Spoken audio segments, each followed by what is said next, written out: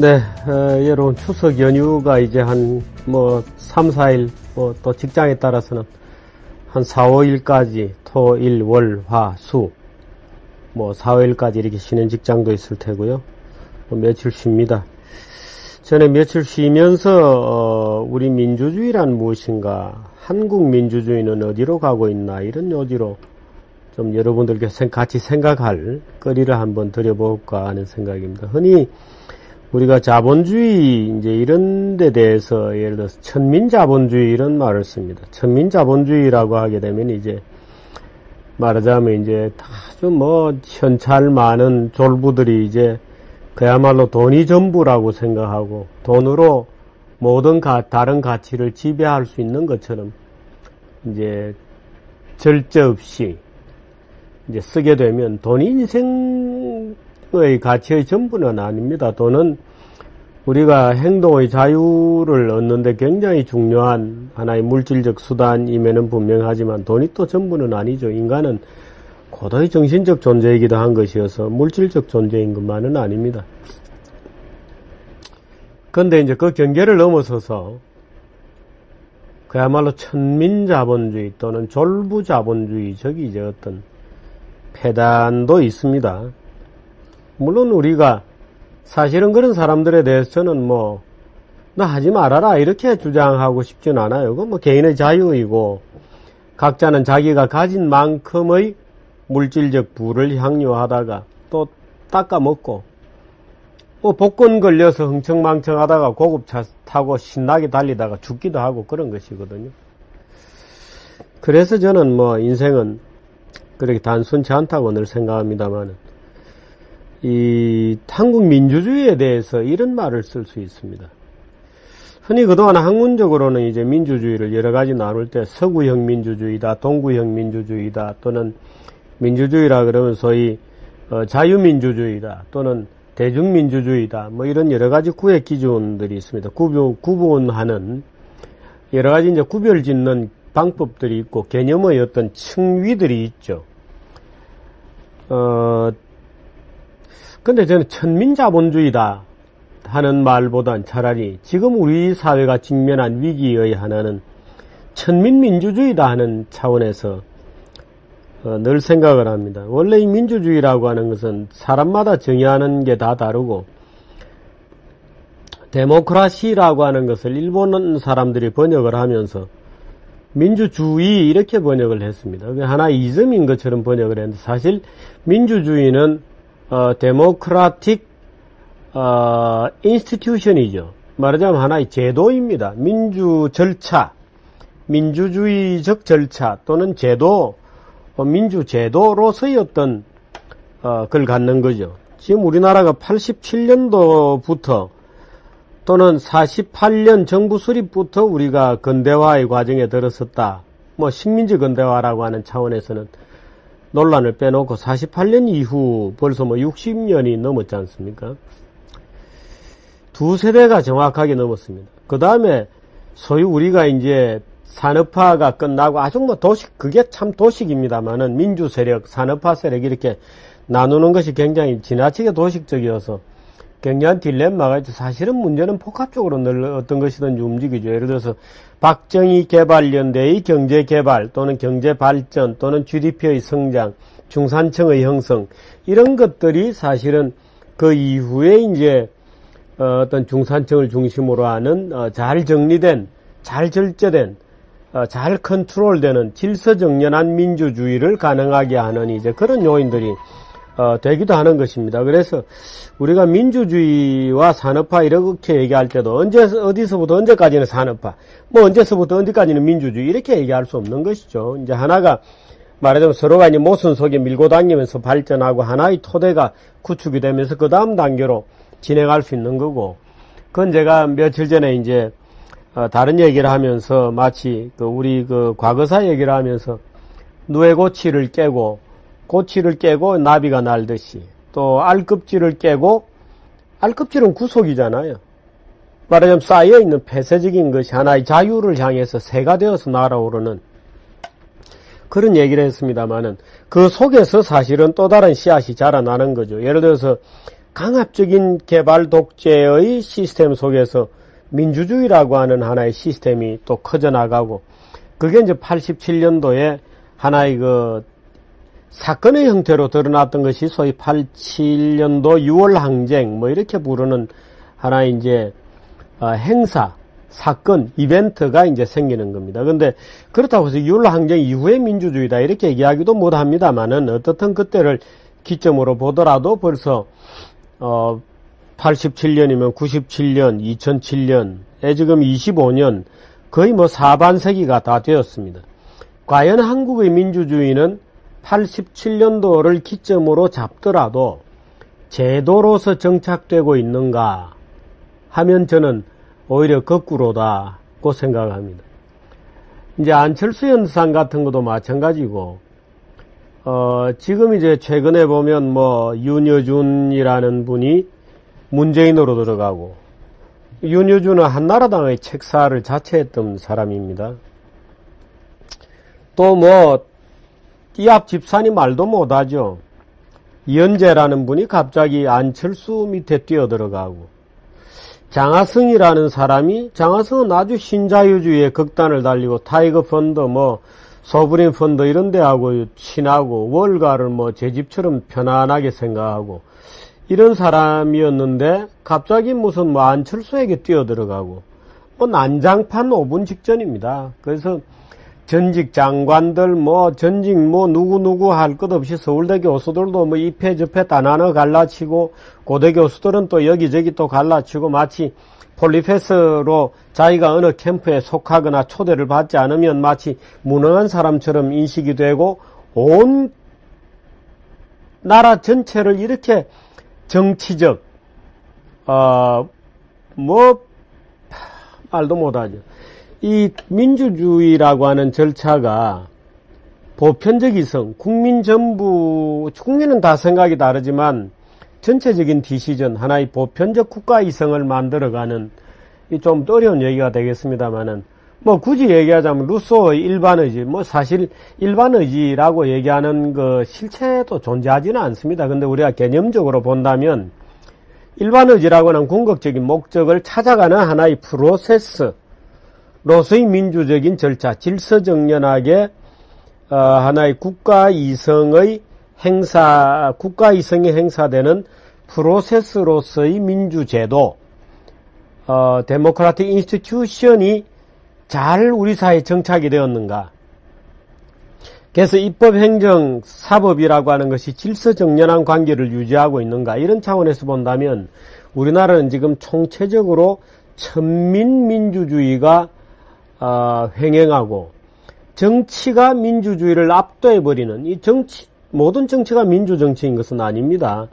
정치의 폭발하는 어떤 그 열정, 정치의 열정이 제도로서의 안정된 어떤 입법부, 행정부, 사법부, 입법부를 말하자면 규율하는 어떤 시스템, 또 행정 수반을 뽑고, 또는 이 전체의 어떤 균형을 만들어내는, 말하자면 국가 지도자, 대통령을 뽑는 하나의 프로세스, 사법적 프로세스, 이런 것들이 제도로서 잘 정착이 되어 있고, 각자가 각자의 영역 속에서 무언가의 어떤 질서정연한 시스템을 유지해야 되는데, 지금 완전히 무너지고, 뭐 전직 대법관에 했다가 바로 나오자마자 새누리당의 캠프에 뛰어들어가고, 뭐 엉망진창이 되어버린 겁니다. 그야말로 한국 사람 모두가 정치에 미쳐버린 것 같은, 모두가 권력투쟁에 눈멀었고, 온 국민이 도시락을 싸다니면서 요즘 어린아이들까지 안철수 빠가 돼가지고 뭐 펄짝펄짝 뛰고 뭐 난리가 났어요. 안병직 교수는 원래 좌익이었다가 우익으로 전향을 하신 분이죠. 그 김용환 얼마 전에 중국 가서 좀 중국 공안에 체포되어서 고문을 당해서 논란이 있었던 그 김용환 씨도 마찬가지고, 원래 그게 질적 성숙의 프로세스이거든요. 근데 어쨌든 안병직 교수가 며칠 전에 TV에서 그렇게 얘기를 했다는 거예요. 안철수 같은 경우에 퐁당퐁당 물속에서 그렇게 헤엄치고 있었어야, 안철수는 아마 정치가 뭔지 모르는 것 같다 이렇게 되어 있습니다만은, 그 가짜로 만들어진 위인이죠. 교과서에 나오는 위인이다. 그래서 정치도 모르고 도대체 국가란 무엇인지도 모르고 정치가 무엇인지도 모르고 정책도 없고 오로지 존재하는 것은 어린아이들의 열화와 같은 인기인데 그걸 가지고 지금 국가를 경영하겠다고 저렇게 나와 있고 또 그게 또 교수들이 편을 짜서 뭐 들어간다 안 들어간다 이현재가 뛰어 들어갔다가 이현재는 멘토도 아니고 아무것도 아니다 하니까 또 내가 이제 정치한 적이 있었냐 하고 또 체면을 구기고 김종인은 또 평생을 말하자면 좌익으로 살아온 사람이 갑자기 또 새누리당 가가지고 박근혜 밑에서 또 박근혜의 대통령 당선을 위해서 헌신하겠다 하고 저렇게 무슨 삼국지 놀이 같아요. 이 삼국지 놀이 같습니다. 무슨 삼국지에 무슨 왜 책사들이 놀이 하잖아요. 한국 사람 삼국지를 너무 많이 봤네. 아마 그것도 만화를 많이 본 것 같아.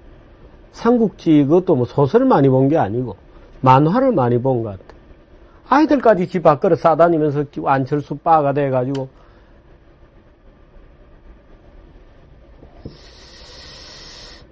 민주주의 이렇게 간다면요 폴리페스들이 이렇게 온 서울대 교수들은 3분 4분 돼 있고 폴리페스 아니면 교수도 아닌 것처럼 돼 있는 이런 역전 현상, 뒤집어진 현상. 광노현이 보세요. 대법원 판결로 그래 후보 단일화해서 뇌물 주고 후보 단일화 사후적으로 했지만 뇌물 주고 후보 단일화인 인간이 자기를 집어넣으면 국제적 망신거리가 된다고 떠들고 앉아 있으니까 참 더 이상 뭐라고 설명할 수 없는 가치의 전도 를 느낍니다. 어제 감방에 들어가면서 무슨 대법관이 인정머리가 없다 이렇게 얘기를 했다는데요.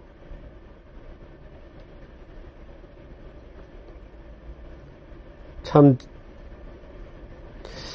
갑자기 말문이 탁 막히네요. 이런 때 필요한 게 욕인데 참 욕을 할 수는 없고 점잖은 말로 하게 되면 이제 가치의 전도요 언어 도단이다 이렇게 얘기해야 되거든요.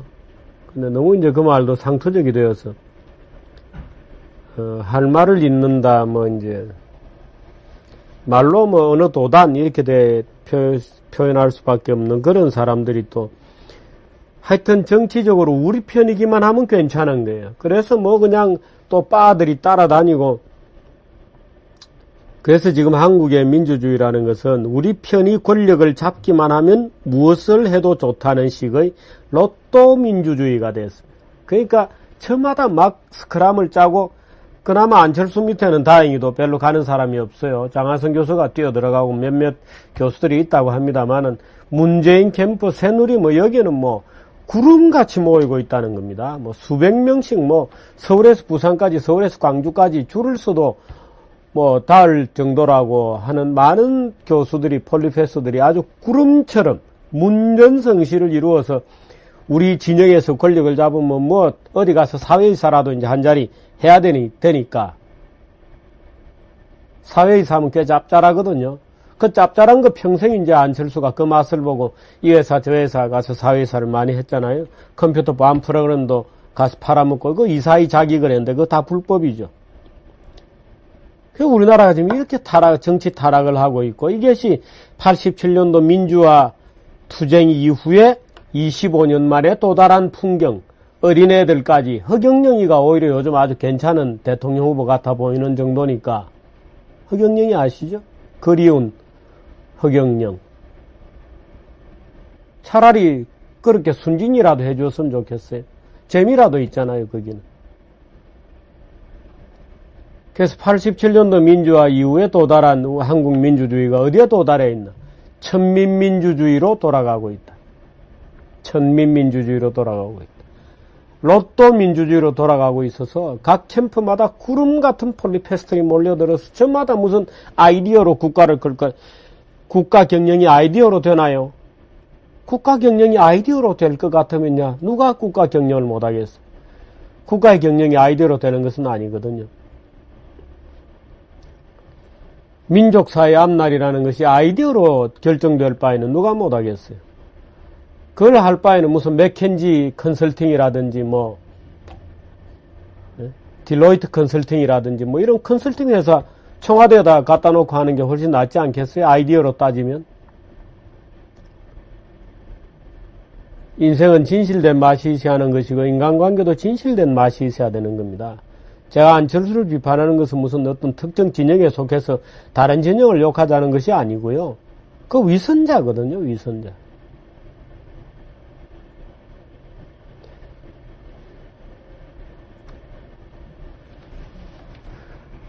그래서 진지한 정치, 국가의 보편적 이성을 찾아가는 절차적 가치로서의 민주제도, 데모크라틱 인스티튜션이죠.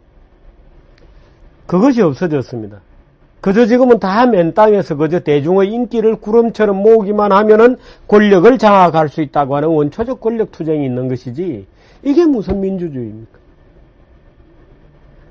민주주의라는 것이 권력을 얻고 쟁취하는 프로세스 아닙니다.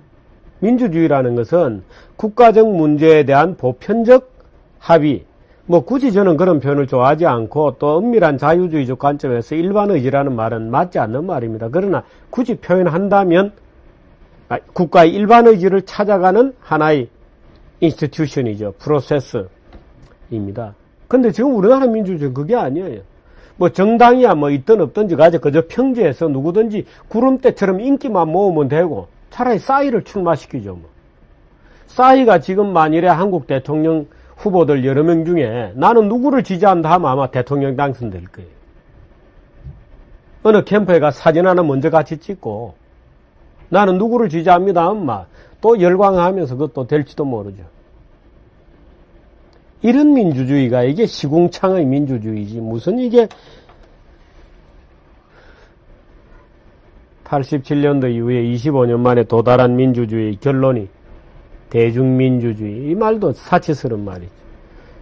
천민민주주의라고 부르면 적당한, 어린아이들의 민주주의라고 불러도 되겠죠.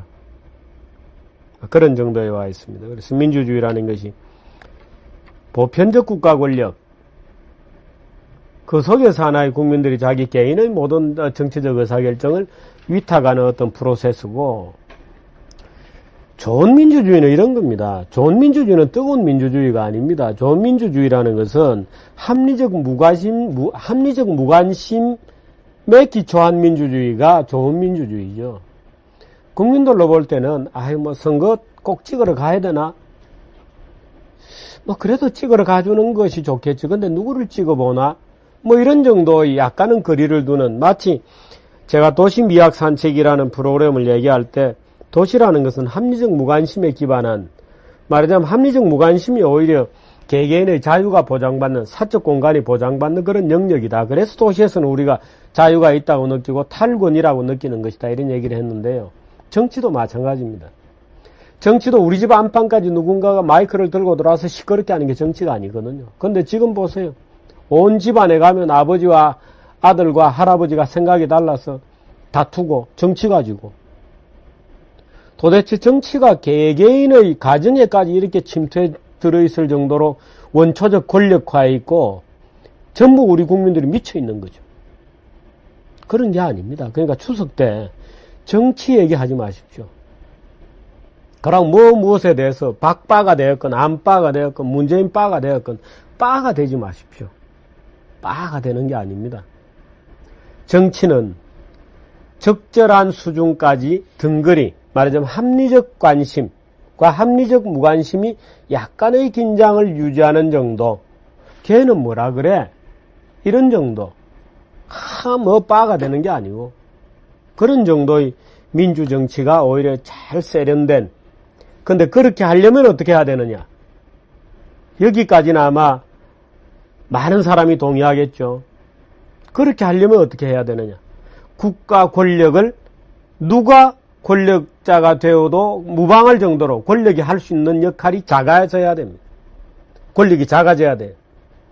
작은 정부라야 되는 것입니다. 그래야 문재인이 되건 박근혜가 되건 안철수가 되건 누가 해도 약간의 차이가 있는 정도지, 지금처럼 온 국민이 자기의 밥그릇 도시락을 들고 다니면서 운동원이 되어가지고 쌈박질하고 멱살 잡고 이래서는 안 된다. 그 지금 한국 민주주의 25년에 안철수 같은 무슨 뚱딴지 같은 그저 평지에서 그저 아이들의 인기만 얻어서 붕붕 떠서 그저 선거에서 다수의 표만 하면 권력이 된다? 그게 민주주의, 제도로서의 민주주의가 아닙니다. 무슨 여기가 무슨 동네 개 모으는 데도 아니고, 또 예를 들어 학교 같은 데 민주주의조차도 학생들 민주주의 자치활동 이런 것도 다 교사가 있고 학교의 제도 안에서 성립이 되는 것이죠. 그냥 원초적으로 아무도 없는 바닥에서 대중의 인기만 많이 모으면 국가 지도자가 된다고 하는 그런 거는 민주주의가 아닙니다. 그런데 그런 원초적인 먼지가 뽀얗게 있는 단순 다수결로 권력을 먹을 수 있다. 근데 그렇게 먹은 권력은 무지하게 힘이 세다. 대한민국 대통령이 되면 약 6,000개의 자리를 본인이 직접 서명을 하는 자리거든요. 안철수는 이런 것도 모를 거라고 봅니다만은. 그렇습니다. 그래서 이 추석 때 딴 거 마땅히 할 게 없으시면 정규제 TV에 쭉 한 300개 가까이 있는 프로그램들 보면 그 중에 재밌는 것들이 굉장히 많거든요. 그거 특히 경제 쪽에 보고 모처럼 동영상으로 공부나 좀 한 2박 3일 하겠다 이런 자세로 이런 마음으로 한번 쭉 처음부터 한번 다시 리뷰를 해보시기 바랍니다. 자, 추석들 잘 쉬시고 추석 연휴 끝나고 뵙도록 하겠습니다.